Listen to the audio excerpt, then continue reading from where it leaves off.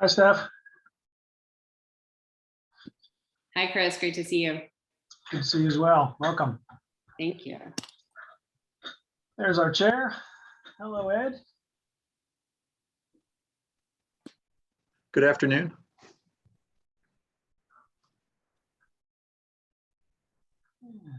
All right. Hello, everybody. Hello. Good afternoon. Good afternoon. What's everybody doing today? Good. Pretty good. Been a long time. Yeah. Let's see.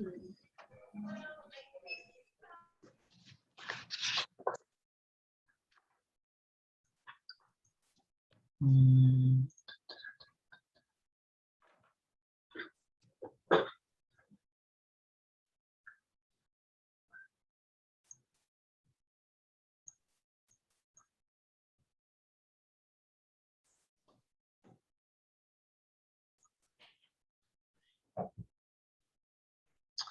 Hey, Chris, Welcome, Jim. how are you? Very good. Good afternoon.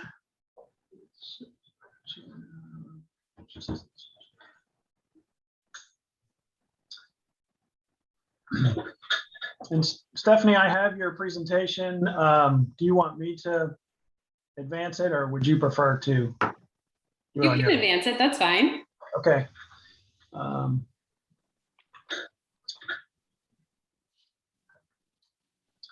So I'll put that up once we get going. Should be.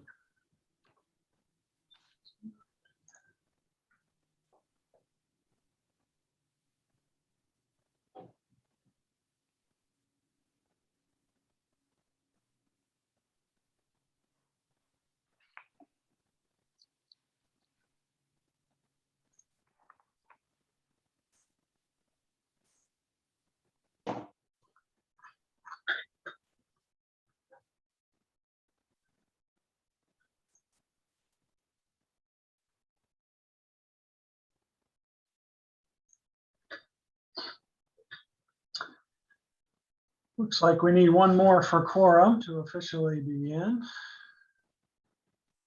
And here it comes. Hi, Jonathan.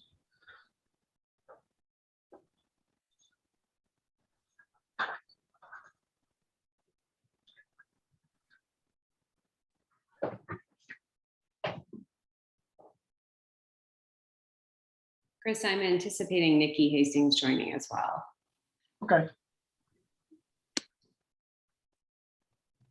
We have a few items to take care of before your presentation, so maybe we'll give another minute or so and then shove off.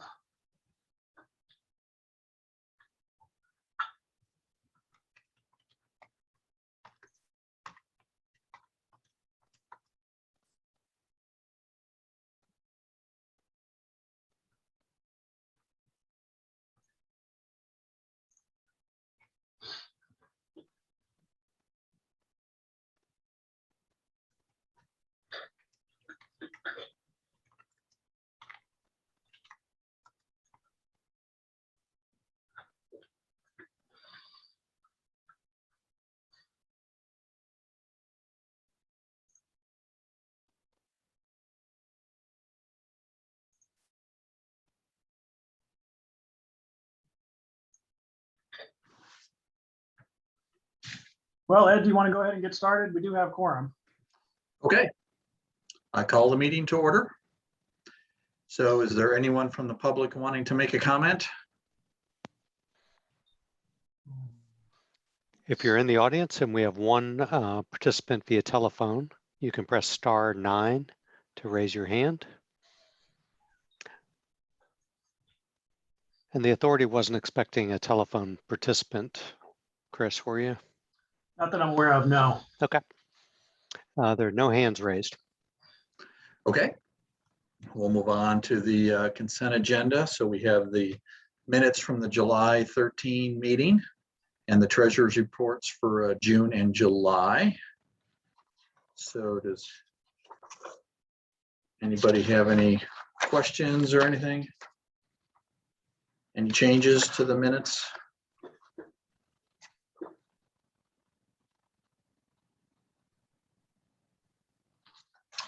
Don't see any hands raised. So do I have a motion to accept the minutes from the July meeting and the treasurer's reports from June and July? I'll move. And do I have a second? I'll second. All in favor, say aye. Aye. Aye. Okay, and now we're moving on to new business. Okay, I'll just do a brief introduction here. We have with us today Steph Ottinger from the CVO BioHub. Some of you have been on the board for a few years, might remember, although I can't remember exactly when everybody's term began, but CVO BioHub was the first entity once Go Virginia, which is a state initiative that created regional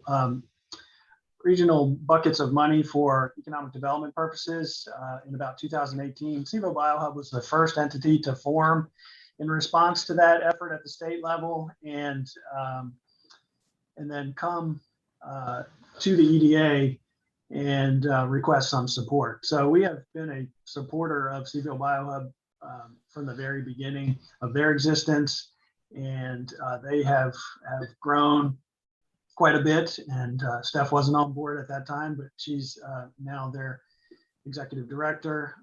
Dr. Nikki Hastings was, along with Martin Chapman of Indoor Bio, we're leading it back in 2018. But anyway, they have come a time or two for updates to the board, so we figured it was a good time to provide an update. Their first round of matching funds that were provided by Go Virginia and locally have been completed. As I mentioned, we were the first entity to fund them in 2018. We did 2 more fiscal years following that. They do intend to apply for a regional innovation fund, which is not exactly Go Virginia. It's a different but related fund that Steph will dive into a little bit more detail. And that requires matching dollars. So they are hoping that we will be able to provide some additional support to them as they pursue that funding source. But I think first we'll get an update on their activities from Steph, and then we'll go from there with your questions and whatnot. So let me share screen here and see if we can get this to work. All right. Are you all seeing the presentation? Yes. Yes. All right. Go ahead, Steph, whenever you're ready, and just let me know and I will do the advancing for you. Great. Thank you, Chris. Thanks for the kind introduction. So lovely to meet many of you for the first time. And thanks for entertaining this conversation today. CVO BioHub is in its 5th year. In 2021, started, as Chris mentioned, with a volunteer effort and has really been industry-led and from the ground up. So this past August, we had a leadership transition. I had been working alongside Dr. Hastings as she was one of the co-founders and founding executive director, and have taken on the executive director role while she moves into an entrepreneur in residence role as we expand that program. And I'll talk a little bit more about that as we go through the slides. So we thought it would be beneficial just to give you a sense of our progress as we're nearing the end of our 2-year grant with Go Virginia. The first was called an enhanced capacity grant. This 2-year grant that we are near completion on is the regional growth and development grant. So Chris, if you don't mind going to the next slide. Our work since our beginning and really strengthened and brought more clear through our Go Virginia work revolves around 4 key programs. We are a recognized leader across the Commonwealth and industry cluster development. Our main area of focus with the biotech and life sciences community is around education through a series of hosted events. Obviously have been webinars in the recent past, highlighting the successes of our sectors and companies here, and also bringing in outside resources and experts to talk on many themes that are relevant to our industry. Entrepreneurship. So we initiated through our Go Virginia grant an entrepreneur in residence program that is now grown to 3 EIRs. So we're really in service to early stage concepts and companies, many which are spinning out of the university, looking at pitch reviews, helping with early stage concepts from operation strategy side, connections to funding and resourcing, ongoing connection with office hours, networking, that sort of thing. Then on the workforce and economic development side, we just closed our second year of our CHIP internship program, which has been very, very successful, connecting students in and around Charlottesville area to industry side, private side opportunities in the biotech and life sciences sector. And we also have an active jobs board and job matching service for job seekers, both within Region 9 and outside of the area. Heading to the next slide. Some key headlines. Our grant enabled us to embark upon the first of its kind industry report that we shared with our industry in March of 2020, and has been sort of a guiding map for us moving forward. That report that we did in partnership with the Cooper Center at UVA really showed the impact, the expanding impact and economic impact of our sector to the region. We're now at over 2,000 direct jobs. For every job in the region, 2.7 additional jobs are created, 355 million in wages. These are high salary career ladder positions, obviously contributing to the bioeconomy and the local economy, and a 1.2 billion output in goods and services from the companies in the region. Next slide, thank you. We started out with a really big vision, a 10-year vision, which was to double the size of the industry.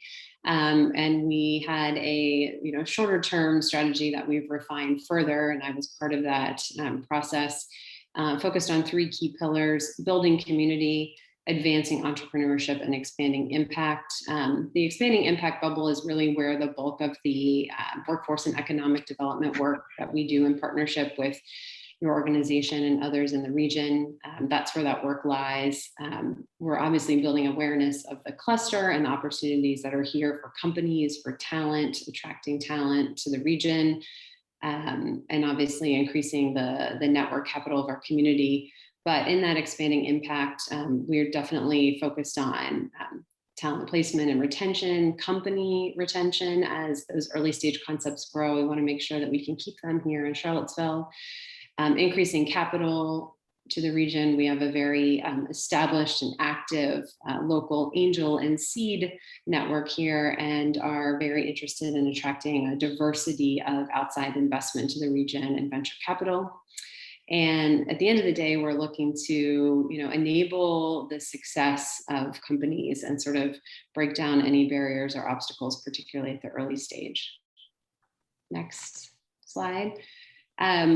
In our hub, so any company that is doing this kind of work, we include very broadly. We take the broadest definition of biotech and the broadest definition of companies in our area in Region 9. Many of them, as you know, and as seen in this photo, are clustered in the Charlottesville city proper, among a diversity of sectors from devices and instrumentation to therapeutics, digital tech, health tech, growing sectors in agriculture and biomanufacturing of note. The next slide. So for 2021, just some programming highlights. We took a break over the summer and are gearing back up for the fall on our webinar series. The first half of the year, we focused on the future of vaccines, where we partnered with UVA and had a great notable panel of government and industry organizations join us. We highlighted women leaders in bio, spoke on data science and opportunities there with the Data Science Institute at UVA, and really took a deep dive into growth stage funding, highlighting some of our companies with recent record raises and notable growth to talk about what the future holds for our organization. We launched a Circle of Leaders program to connect even more directly with our companies. Those are companies really supporting our initiative, both in time and in dollars. I'll talk about that a little more in terms of our sustainability funding model for the future. Our internship program, as I mentioned, has finished its second year, serving 36 interns among a diverse set of companies. It's been a gratifying experience. We were awarded in July a 501c3 designation, which really broadens our opportunities for future funding. And this fall, we're excited to finalize a video and digital campaign. We've spent a lot of time with our company leaders and in their spaces to document and highlight sort of the pace and momentum and growth of what is happening here in the region and speak to the future potential for the region. So since we aren't able to gather in person, we are hoping that this is a very impactful digital campaign to really spread the word about what's happening here in Region 9. Chris asked that I just kind of give a high level update on the grant cycle and some of the success metrics that we've been able to achieve. Obviously, this number 117 is a duplicative number, but total companies served in the hub. We are currently 75 companies with more than 400 million invested to date in our region. So over the course of the 2 years, we've worked with companies again in different capacities. As I mentioned, we supported 36 internships. We have had a role in 15 companies being created, attracted, or retained in the region, and a really exciting number that's still in progress, but we're particularly proud of and has certainly exceeded expectations and metrics that we set back in late 2019, and early 2020, were the growth in jobs. So we've been working to survey our companies on their jobs and their anticipated job growth and creation, and have documented more than 300 new jobs within our growing cluster here since January 2020. So really, really exciting times, great momentum, just so gratifying to see those numbers, particularly in the throes of a pandemic. Some of the logos on the right are companies that are operating in Charlottesville and sort of key companies that have been active in our programs and that are actively growing. Chemoshare and Zeal Bio, notably, with very, very significant raises recently in the region, and others working on really important mission-driven concepts, some government funding, just a lot of exciting and diverse work happening here in our hub. Next slide. Organizationally, Chris mentioned we just shifted a bit. We did grow, in terms of our board presence, which is an exciting development for us around this time last year. So now we are 501c3. We have a growing board of directors that includes both some of the founders of the organization when it was volunteer basis and key leaders within our community, including some entrepreneurs who have exited and now are reinvesting in the community, which is the sign of a really healthy and thriving ecosystem. So we're very excited to see that activity and to have our board with us. I'm in the executive director role. Nikki is still very much a part of the organization as an entrepreneur in residence, alongside Paul Sartori and Bill Porter, who've both been with us and contributing on multiple levels. And we do hope to grow just a little bit with some help in 2022 if we're able. Our key partners and community supporters, obviously the EDA board that we're presenting to you today, thank you so much. Your support and funding has been so instrumental in getting us from that very nascent volunteer, bootstrap organization to where we are today, which is still a very entrepreneurially minded, nimble, pretty bootstrap organization. But thanks to your matching funds, we've really been able to make great progress in supporting all of our cluster development and economic development support initiatives. So thank you for that. The future is something we are actively working on to achieve a funding mix and funding model that will help us achieve sustainability. We hope that will come together in the form of a very blended mix of revenue sources, including continuing to apply for grants that I'll talk about in a minute, private donations and company contributions, now that we have our 501c3 status, and sponsorships. We started down that path of asking for participation within our company leaders to provide us with funding and support in 2021 and beyond. And I do want to just, going back to the successes a little bit, I think I mentioned our first ever industry report that really allowed us to benchmark activity in the region, and something that we hope to go back to in more of a an annual survey way. But trying to benchmark and create growth metrics for our area and our region is really important to guiding us forward. Our EIR program, with Nikki on board, hopefully growing, it has served nearly 30 early stage companies to date. And that's both a mixture of really short-term work with some of the early stage concepts, and then some really deep dive opportunities as those companies are succeeding and growing and receiving funding. We still see a very active career board and career matching. One of our strengths has been in our kind of boutique matching between companies who have talent needs and our pool of interested talent to the region. Again, I mentioned quite a bit about our retention activities and space needs.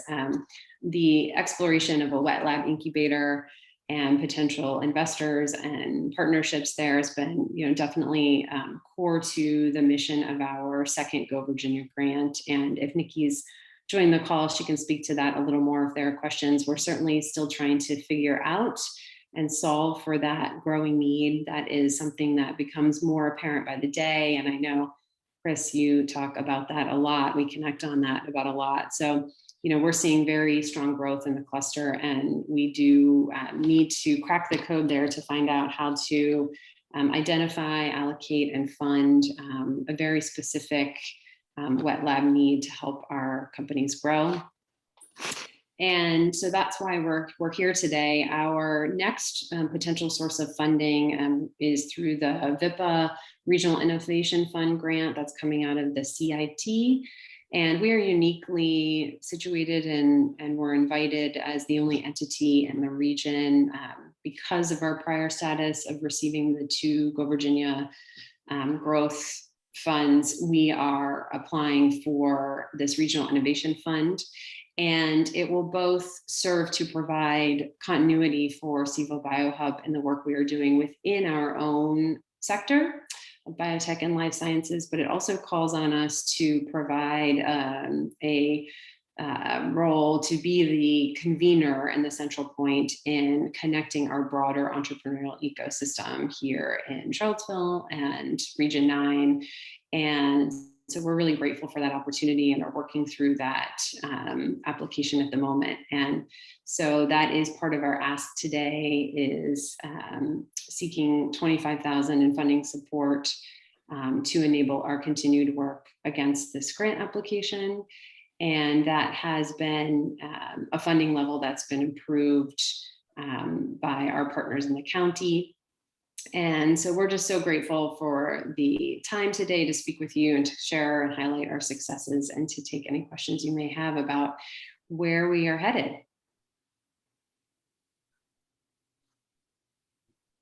All right. The slides are complete, so okay. Yep. Thank you so much. Did anybody have any specific questions for Stephanie about the CVille BioHub initiative? Any of the slides?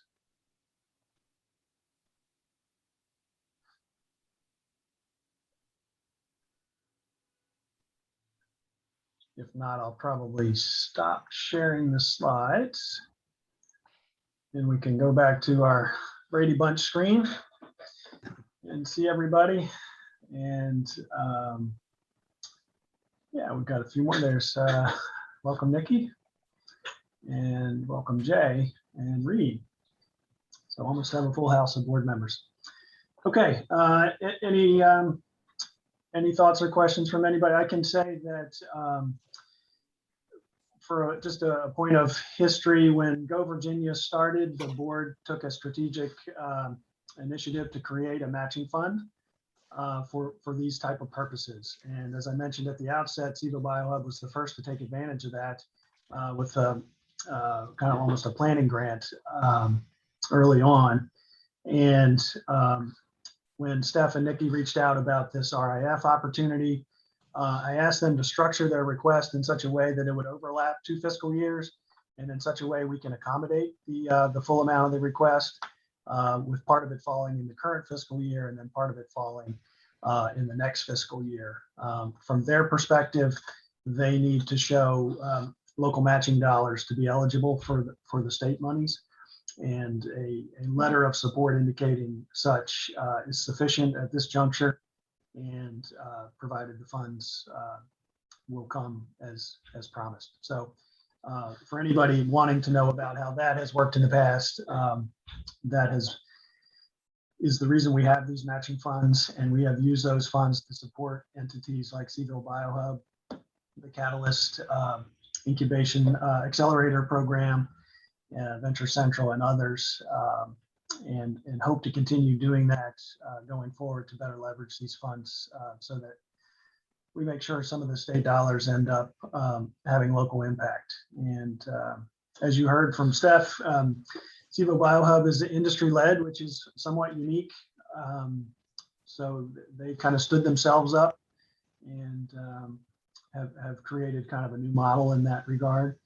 And we've been delighted to partner alongside of them, as a lot of the work overlaps with the work of economic development offices and authorities in the area. So any other thoughts or questions from the folks at CEVO BioHub? I'm curious where you just kind of get a lay of the land. Charlottesville seems like it's a good hub. Are there what are sort of the competing hubs around the state that you, or what are some other places that have a similar setup? Nikki, I've been chatting a lot. If you're interested in answering this question, I'm happy for your perspective. Absolutely. Well, I think we're being recognized as the leading biotech hub across the Commonwealth. So I think we were an early group to organize. I think partly because of the highest density of companies that have arisen here over time. But we also took the initiative to organize ourselves, and Virginia has supported us to be able to go do and build some interesting things. It enabled us to also create the model by which other hubs are being are looking towards to how do you build this in our own communities. And so in 2020 and 21, we spearheaded alongside Virginia Bio, which is a statewide trade organization for biotech, and George Mason University and folks in Northern Virginia, a statewide grant initiative to essentially create other biotech hubs in Blacksburg, Roanoke area, Virginia Beach, Richmond, and Northern Virginia. That was awarded of $1.5 million in the grant it was a matched opportunity similar to the awards we've received. It's only the second statewide initiative that's been funded. And so it's not being seen as competitive in any way, and instead collaborative. So how do we share, being in a private nonprofit, we can share our best practices and really build up across the state. The end goal of that grant is to be able to attract more dollars from the state level and the legislation for the biotech industry. And, it's long been underserved, and there is more attention that we're hearing from that level already. So we see this as a stake in the ground that Charlottesville can wave with the successes that we've had with CEVO BioHub. That's great. Thank you. Yeah.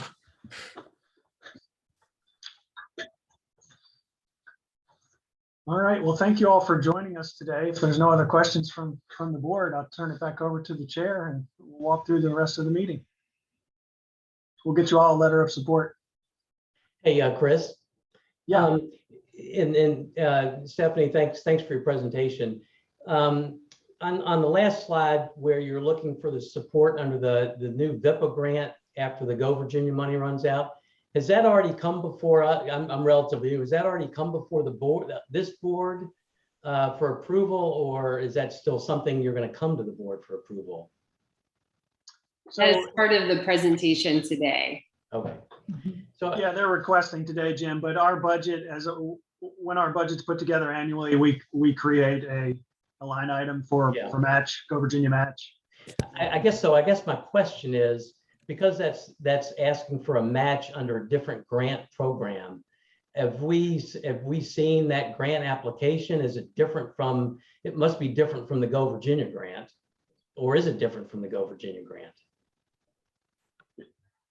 It is different, but they're very similar. It's just a different state agency that's issuing it. And it essentially falls within the guidelines of what we established when we established the Go Virginia match, in that, it is a match and it's not 100% local funded type of situation. And there are others involved, such as Albemarle County that was mentioned, that are assisting in that effort as well. Yeah. And it's a brand new source of funding, Jim. So it's not, it's brand new to all of us. So, I might add that we would not be eligible for that grant if we had not received Go Virginia funding. So that's a gating mechanism for these funds. Yeah. Okay. So in the next budget cycle, we might adjust that title a little bit to better reflect this new source. But as Nikki references, it's a follow-on from Go Virginia, so felt it fit quite nicely. Okay, thank you, and thanks for the presentation. Thank you. We're grateful to be able to share our updates with you, and thank you for the time. Yeah. Thank you, ladies. Keep up the great work. Thank you. Thanks, Chris. Thanks, everyone. Yeah. Bye. All right. Chris, I want to ask, I think just a point of clarification is sort of a follow-on from Jim's question. So when we're looking at the budget and we see these Go Virginia match as expenditures, that's what we're talking about coming out of that budget, right? Yes, yes. There's $100,000 allocated in this fiscal year for Go Virginia match, and that's what that's for, yes. And so we're proposing to take another 12.5 this year to go towards CVille BioHub, and then 12.5 in the next budget cycle. That's correct, yes. Okay, just want to catch up and make sure I'm not missing it. Oh, you're right on. Good question. Glad you asked. Yeah, and I guess the reason I was asking that question is, I know in a lot of these programs that come up, there is a requirement that there be some locality match to it, and it would seem to me that it would be good to actually see the grant application and what they're doing. I mean, they described it in the presentation, but just to have that access to it before we decide to go ahead with some matching program for some new organization that may come in. Yeah, no, that's a fair point, Jim. And they will share the application, and we have seen the criteria, so it's not completely unknown. But and this as they say, this is really just segueing on the Go Virginia grant. So. Right. All right. Let's see. Are we going to vote today? Yeah, no, there's no need for a vote. There's, like I said, these funds are allocated, and then when we do our next budget, the remainder of the funds will be in there as you approve that budget in March for the next fiscal year. Okay.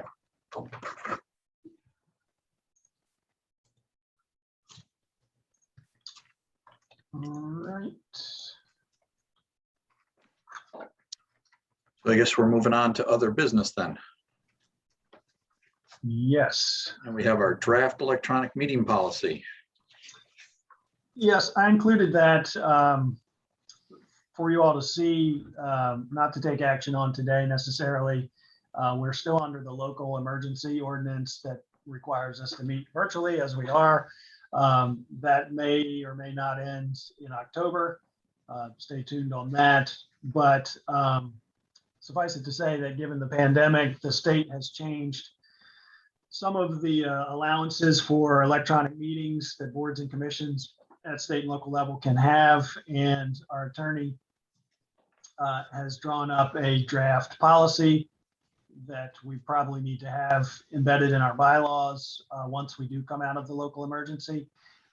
Some of you may remember that when the pandemic happened, our bylaws have no mechanism for meeting electronically. They just didn't, most places didn't have that.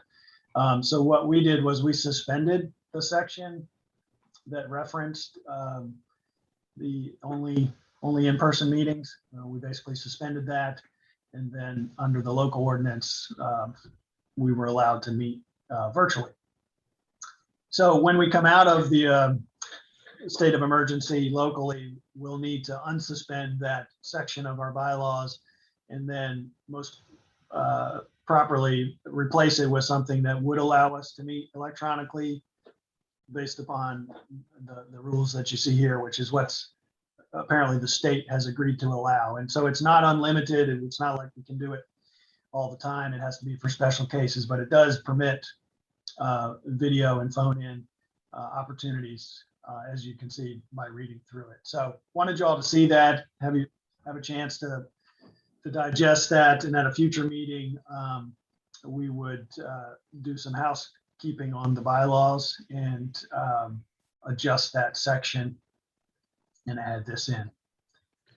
And did you talk to the attorney about the Roman numeral, the little one that's missing? Yeah, Ed noticed a typo down in towards the bottom of the first page in section B, and we'll get that fixed before it comes to you for action. But thank you, Ed, for noticing. And if others notice or have questions about things in here, as I understand it, it's pretty boilerplate in terms of what the state has permitted. But this is what it would likely look like. But this would be embedded or attached as an attachment to our current bylaws.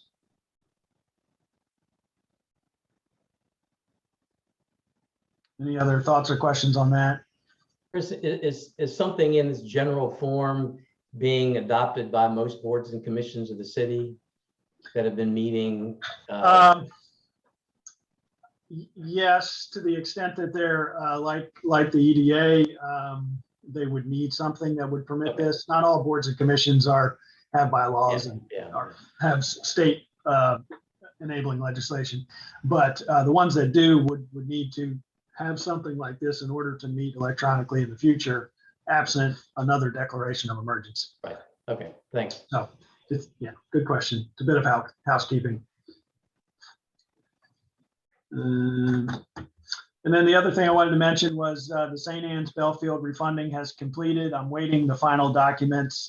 They now send those electronically. We'll share those with the board for your benefit. I think there was a question about seeing those once they were finalized, but we did the signing with the vice chair here in our office late July, maybe. I'm misremembering, somewhere in there. And that all got finalized. And like I said, we're awaiting the final paperwork that we'll just have on hand. But that did complete. And then the other item that's not officially on here, but our audit, we do an annual audit. We use the same audit firm that does the city. That is getting underway. And I mention that every year to board members, as there's a possibility you will be contacted by the auditor and asked a few questions. They may or may not do that. Some years they do it, some years they don't. But just a heads up, if you do receive a call from an auditing firm, this year we are also changing firms. In the past, we've had Brown Edwards for, I think their contract just ran out. It was 5 years. So we now have Robinson Farmer Cox, a local firm that has taken on that contract. They are doing the city's audit, and they will also do the EDA audit.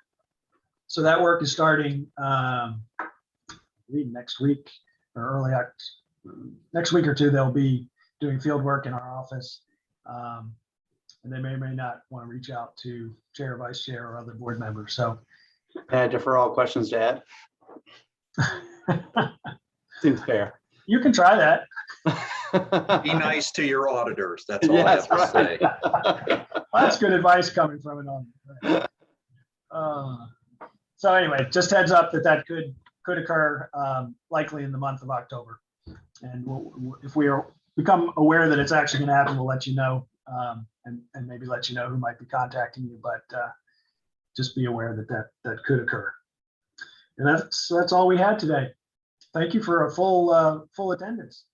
Great to see everybody, and hopefully someday soon in person. That's right. So do we have a motion to adjourn So moved. and a second? Second. All those in favor say aye. Aye. Aye. It passes. Okay. Thank you. All right. Thank you Take all. care. Take care, everyone. Take care.